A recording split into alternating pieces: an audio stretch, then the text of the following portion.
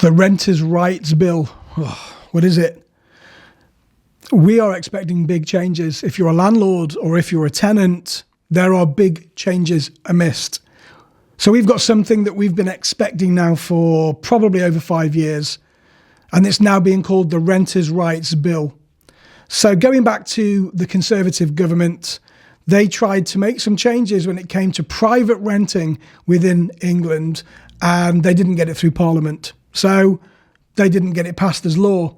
Now, of course, we've got a Labour government. Labour government, they hate landlords. Come on, let's be honest. They've got no interest in making anybody in the country independently successful at all. They're against wealth creation, etc. Anyway, that's for another video.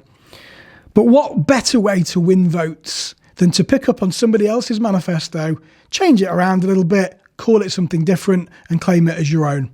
Because that's exactly what the Labour government has done with the Renters' Rights Bill. So I'm going to go through about 14 individual points here that you need to be aware of if you're a landlord or if you're a tenant, because things are changing. Now, one of the biggest things that we were expecting quite a long time ago was the abolition of Section 21 evictions.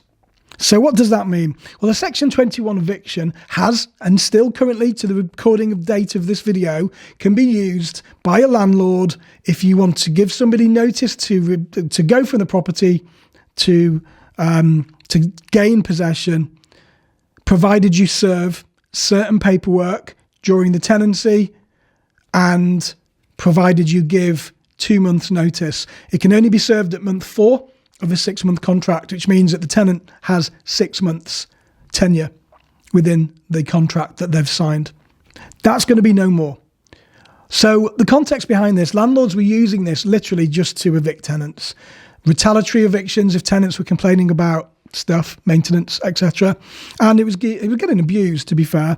And it became problematic. I've got my notes here on my iPad, and apparently, according to the government, it creates uncertainty for tenants, leading to housing instability and potential homelessness. It's going. What are the changes going to be? Well, the changes are going to be all evictions from the point of it being kiboshed will now have to go through Section 8. Now, there's been a lot of grounds added to Section 8. I'm not going to go through them on this video, but I'll do a separate one for you. Now, all evictions now will have to have a valid legal reason that will be covered under those Section 8 legalities. So this is going to give tenants greater security and reduce the risk of retaliatory evictions that I've just mentioned earlier.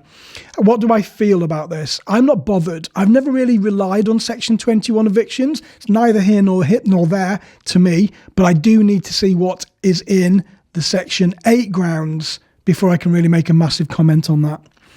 The next one up is the introduction of open-ended tenancies. So fixed-term tenancies currently leave tenants vulnerable to eviction once their contract expires. So for me and my business, we issue AST contracts. That's assured short hold tenancy agreements. They're normally for 6 months. Then after the 6-month period, we can, if we choose to, serve a Section 21 notice whilst it's still valid. Why would we choose to? If the tenant's paying their rent, if they're not a problem, they're not causing us any issues, why would we even want to? That's my point. So I don't really worry about Section 21s, whether you've got them or not. If you're choosing the right tenants, you shouldn't really have an issue. So the introduction of open-ended tenancies is my point number 2. So the changes will move towards indefinite periodic tenancies, where tenants can stay indefinitely provided they meet their contractual obligations.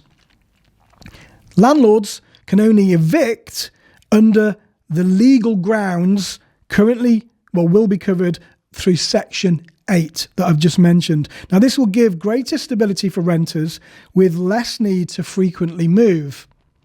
But it doesn't give any greater stability for landlords, does it? So if we're giving indefinite tenancies and we've got no grounds to evict under Section 21, this is all going to be down to those grounds in Section 8. I need to see those grounds. Point number 3, rent increase regulations. So some landlords will raise rent unpredictably throughout the course of the tenant's contract, making houseable more unaffordable. Rapid rent increases can price tenants out of their current home. Now, this is according to the bill. The changes under the Renters' Rights Bill, rent increases will be limited to only one time per year. Landlords must provide notice in a prescribed form, which is currently Form 13. I think it's a Section 13 notice, allowing tenants to plan. Rent increases must be reasonable, and it will be up to the landlord to justify them. How will you do that? I guess by looking at the market, checking out what the market rents are, and pitching yourself against the current market. Tenants can challenge excessive rent increases through a rent tribunal. They can do that now anyway, really, if you serve Section 13 notice. Number 4, a ban on rental bidding wars. This is going to be for the larger agents, I would say, perhaps the big places like London. A little bit of context. Some landlords encourage tenants to bid over the advertised rent price, inflating market rates, i.e., right, well, I've got 15 people that are interested in this one room or this one property, so we're going to go to full and final bids, if you like. So then it will encourage people to offer more than the asking price. So the changes under this bill, well, landlords cannot accept offers above the listed price, which will ensure fairness in rental applications. Number 5, prohibition of large upfront rental payments. Some landlords require tenants to pay 6 to 12 months in advance, making it a lot harder for those on lower incomes to secure their housing. The changes under this bill will limit the amount of upfront rent that landlords can request, ensuring affordability and preventing landlords from using large advance payments to bypass affordability checks. Number 6, the right to keep pets in lets. Contrary to popular belief, this is not yet law. If I post this across my socials, I get loads of people saying, oh, you can't do this anymore. At the moment, it's not law. The bill's not yet been passed. Changes under the bill. Well, many landlords do impose a blanket pet ban, making it very difficult for pet owners to find housing. Changes under the bill. Landlords must consider pet requests fairly and cannot unreasonably refuse. If approved, landlords can request pet insurance to cover potential damage. Now, this will encourage a more pet-friendly rental market. That's all they've got to say on this. I need to elaborate a little bit more. Must consider. Consider doesn't mean must. It means must consider. Now, it also states pet insurance. So I'm guessing that if your tenant does not have pet insurance and it doesn't adequately insure the property that they're going to move into, then you can refuse them. That's what I'm reading from this. So at the moment, it doesn't seem like it's that black and white. It says consider, but it doesn't say must. Let's see how that pans out. I've also got my thoughts on how can you have pets in shared houses because of allergies, but let's do a separate video on that. Number 7, anti-discrimination measures. So some landlords are refusing tenants based on receiving benefits or having children or being from certain backgrounds. Now, the changes under the bill are they're going to ban all discrimination based on income source, universal credit, and housing benefit. Now, that will strengthen and protect against race, disability, nationality, and family status. How are they going to do that yet? I don't know. Most people will operate on an affordability test.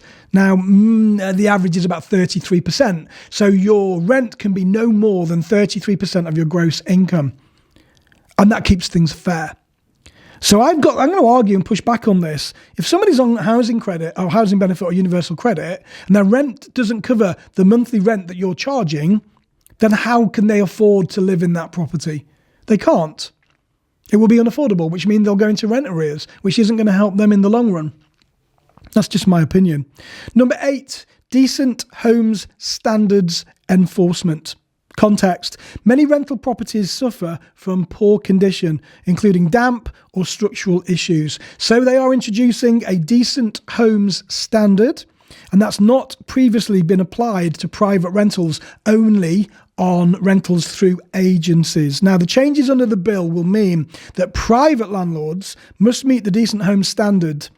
It will ensure that properties are safe, warm, mold-free, free from hazards, and local authorities can enforce penalties on landlords failing to comply. I'll come on to ombudsmen in a minute, but it kind of fits together. I like that. That will push the bad players out of the market and make the good players even better. I like that. I'm into that. Number 9, this is a big one. Black mold prevention and the AWAB law. So a little bit of context. If we remember, sadly, we had a young boy that passed away a year or so ago from inhalation of black mold. So this has now been implemented within the bill. So black mold has led to serious health conditions and fatalities in the past. The changes in this bill: landlords must fix mold issues within 24 hours. That's a big ask. I'll just reiterate, landlords must fix severe mold issues within 24 hours. Okay? By 2027, all housing hazards must be addressed as per the Housing, Health and Safety Ratings System. There will be fines and penalties for non-compliant landlords, and tenants can reclaim compensation for any unresolved mold issues. Folks, get your houses in order. If you've got property, black mold is a big problem. Sometimes it's, it just starts a little bit, but if tenants don't report it to us, and if you're not doing your regular checks, you're not going to know. Get this done before the bill comes in, because I don't want anyone, including tenants, to be at risk. Number 10, the establishment of a private rented sector ombudsman. Right. Currently, only agents are required to join an ombudsman scheme. An ombudsman scheme is a governing body that will allow a tenant to make a complaint, and the ombudsman would then get involved, and they would act as a mediator to try and get the agency to fix that problem, or not, as the case may be. And if they didn't fix it within the time restraints the ombudsman gave them, then they could be fined or even struck off. That was, up until the point of this bill being introduced, only for agents, not private landlords. This will now include private landlords. Now, there's lots of ombudsmen you can join. I say we're looking over there, my certificate's on the wall. I'm a member anyway. I do this anyway. We are with the PRS, the Property Redress Scheme. So the changes under the bill, this will create an independent ombudsman to handle complaints quickly and fairly. It will provide free access to legal support for tenants, and it will hold landlords accountable for misconduct. Get your house in order. Number 11, the creation of a private rented property portal. I don't know how this is going to work. Right, context behind this. Many landlords and tenants are unaware of their legal obligations and their legal rights. So the changes proposed under the bill will introduce a digital property portal to provide essential information which will help tenants make informed rental decisions and encourage compliance from landlords. I see this as a scores on the doors. Like the food rating system that we have in England when you've got like 5 stars. I think this is going to be like that, and I think eventually landlords are going to be rated on their property portfolio. It doesn't say that in the bill, but I suspect it might be coming. Number 12, rent repayment orders. So some landlords fail to provide legally required property standards, i.e. the black mold elements that I've just mentioned. So there will also be changes under this bill that say that tenants can claim back rent if their landlord does not meet their legal requirements. This will strengthen their tenant protection against any unfair changes. Number 13, the extension of notice periods for rent arrears evictions. So currently, landlords can evict tenants after 2 months of rent arrears. Now that will leave little time for financial recovery.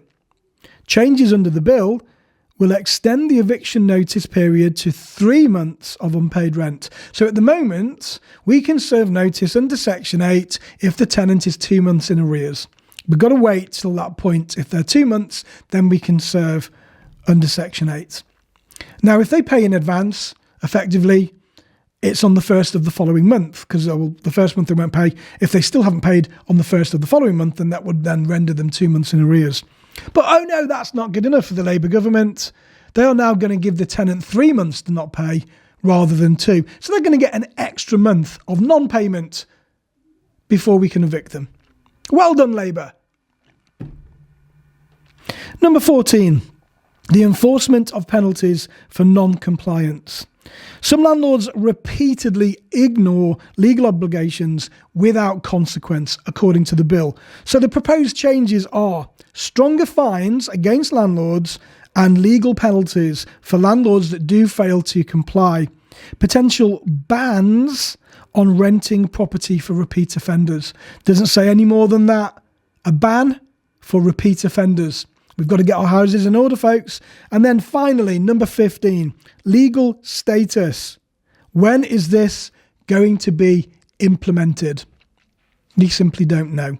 At the time of me recording this video, it's been through both parliaments. It now needs royal assent, but it is not yet law.